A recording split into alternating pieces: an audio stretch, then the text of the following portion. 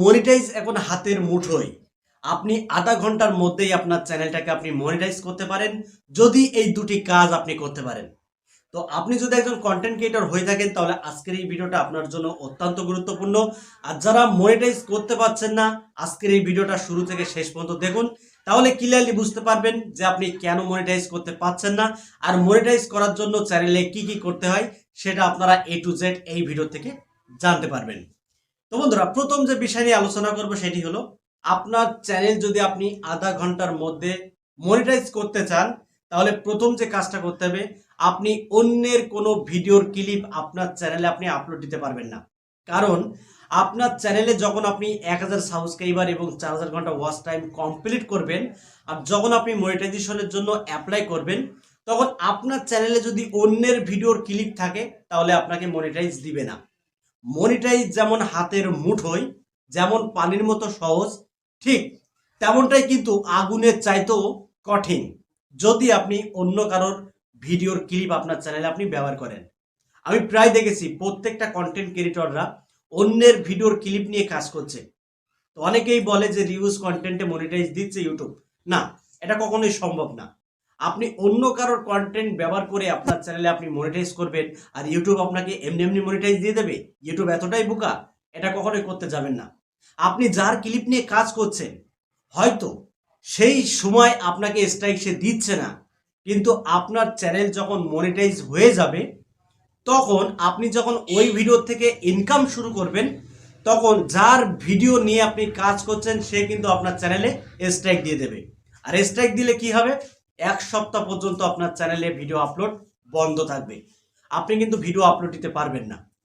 তো বন্ধুরা, 2 নম্বর যে প্রসেসের কথা বলবো, এটা সঠিকভাবে আপনাকে অ্যাপ্লাই করতে হবে এবং এটা আপনাকে জানতে হবে, নয়তো কিন্তু আপনার চ্যানেলকে আপনি মনিটাইজ করতে পারবেন না।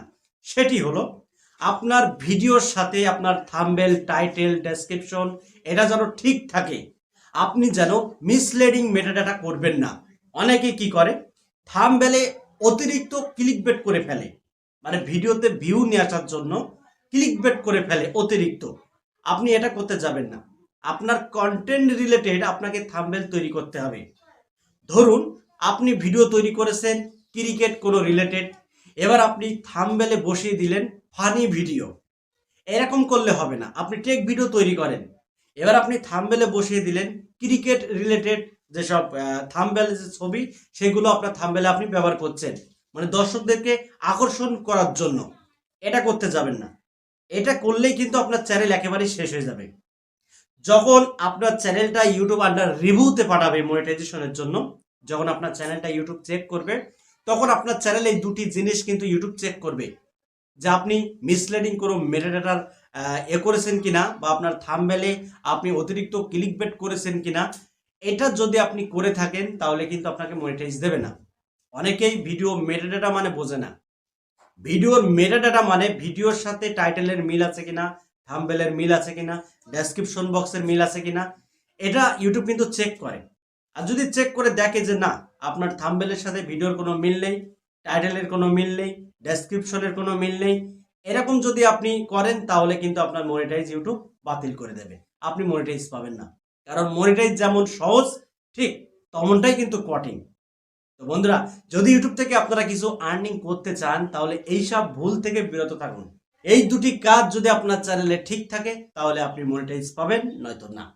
আশা করি আপনারা ক্লিয়ারলি বুঝতে পেরেছেন। তো বন্ধুরা, ভিডিওটা এই পর্যন্তই ছিল। যদি ভালো লাগে একটি লাইক করে দেবেন, আর চ্যানেলে যদি নতুন হয়ে থাকেন চ্যানেলটি সাবস্ক্রাইব করে বেল আইকনটি অন করে রাখবেন, এরকম YouTube related tips and tricks পেতে। তো বন্ধুরা, আজকের মতো এখানে বিদায় নিচ্ছি। দেখা হবে অন্য কোনো নেক্সট ভিডিওতে। সবাই ভালো থাকুন, ধন্যবাদ।